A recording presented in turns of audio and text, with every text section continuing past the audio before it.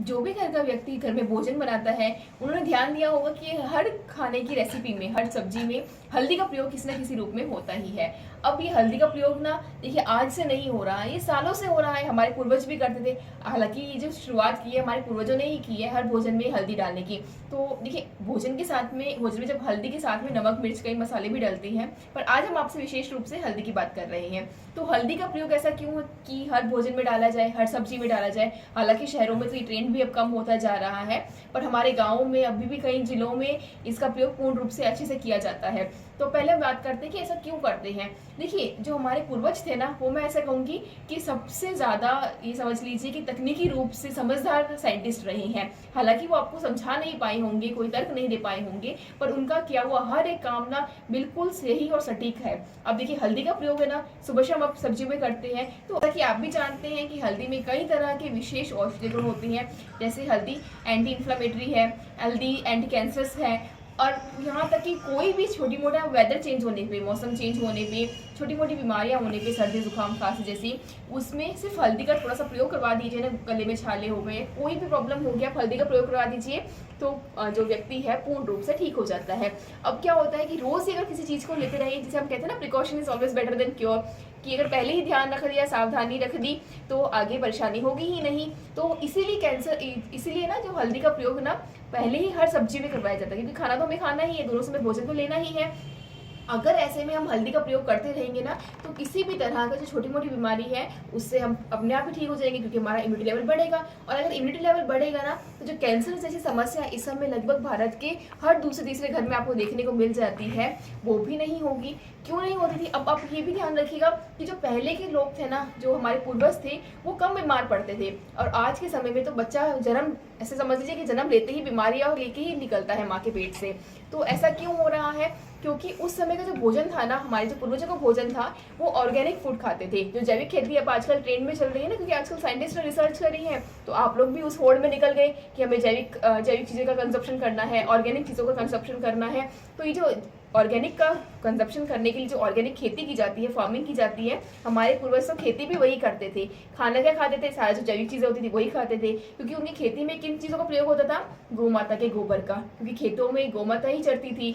नंदी महाराज ही खेती द्वारा का जो एक विशेष रूप से काम किया जाता था, वो नंदी महाराज ही करते थे। ये तो आज की जो टेक्नीशियंस जो आए थे, ये जो आज की टेक्नोलॉजी आई थी, उन्होंने उस खेती को बंद करके एडवांस लेवल में प्रिजर्वेटिव्स डाल के या पेस्टिसाइड्स डाल के अच्छा कंजप्शन बढ़ाने के लिए ये चीज़ें करी, और सारी क्वालिटी खराब कर दी, सारे पोषक तत्व खराब कर दिए। अब जो बात है हल्दी की, अब हल्दी में भी पहले के पूर्वज क्या करते थे, हमारे जो हल्दी का प्रयोग करते थे ना, वो जैविक हल्दी का प्रयोग करते थे, जिससे उन्हें हल्दी के पोषक तत्व मिलते थे।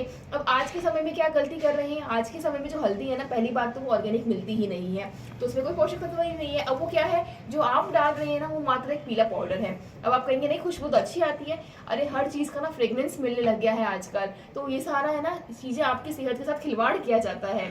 तो आप सभी से मेरा एक छोटा सा निवेदन है कि जब भी आप हल्दी का प्रयोग करें ना, तो अपने आसपास के किसान भाई बहनों से संपर्क करें, उनसे डायरेक्ट हल्दी खरीदिए, और कोशिश कीजिए उन्हें भी समझाएं कि जो आप हल्दी उगा रहे हैं वो गोमाता के गोबर से, नंदी महाराज के गोबर से, जो नंदी महाराज द्वारा खेती की जाती है, ऑर्गेनिक फार्मिंग की जाती है, वैसे उगाई हुई अगर हल्दी होगी तो वो आपको ज्यादा पोषक तत्व मिलेंगे उसके।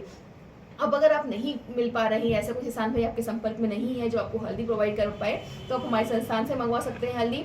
हमारा संस्थान महाराष्ट्र के सांगली जिले में, वहाँ पे किसान भाइयों से जुड़कर खेती करता है। हल्दी की खेती जो की जाती है, जिसका आपको जो लिंक है वीडियो का आपको डिस्क्रिप्शन बॉक्स में मिल जाएगा, आप वहाँ जाके चेक कर लीजिएगा। पूर्ण रूप से ऑर्गेनिक खेती की जाती है, और यहाँ तक कि किसी भी तरह का कोई पेस्टिसाइड नहीं मिलाया जाता। ये जो हल्दी है ना, हम अपने कैंसर पेशेंट्स को भी प्रोवाइड कराते हैं, जिसका कर्क्यूमिन लेवल हमको मेंटेन रखना या ध्यान रखना जरूरी होता है, ताकि जो कर्क्यूमिन लेवल जो बेस्ट से बेस्ट हल्दी है, क्योंकि अगर हमारा कर्क्यूमिन लेवल अच्छा नहीं होगा तो हम अपने कैंसर पेशेंट में अच्छा रिजल्ट नहीं पा सकेंगे, और हमारे आपका जो सेहत है उसके साथ हम किसी प्रकार का कोई खिलवाड़ नहीं कर सकते हैं। तो अभी जो इस समय जो हल्दी मिल रही है उसका कर्क्यूमिन लेवल भी लगभग 6 पॉइंट समथिंग कुछ है, मुझे पूरा ध्यान में नहीं है। अगर आप कॉल करके पूछेंगे हम आपको उसकी भी जानकारी दे देंगे, तो उसका आप विशेष रूप से ध्यान रखिए कि जब भी हल्दी का प्रयोग करें, जैविक हल्दी का प्रयोग करें, अपने आसपास के किसान भाइयों से जुड़े, और नहीं मिल पा रहे हैं तो आप संस्थान से मंगा सकते हैं। अन्यथा किसी भी तरह का कोई भी स्वास्थ्य संबंधी प्रश्न आप हमारे संस्थान से कर सकते हैं। वीडियो को अधिक से अधिक शेयर कीजिएगा, जिससे हर व्यक्ति, क्योंकि घर में सब्जी तो हर व्यक्ति बनाता है, चाहे वो अमीर हो, गरीब हो, आप हो, हम है, कोई भी व्यक्ति है, खाना तो हमें खाना ही है ना, दोनों 2 समय भोजन तो करना ही है।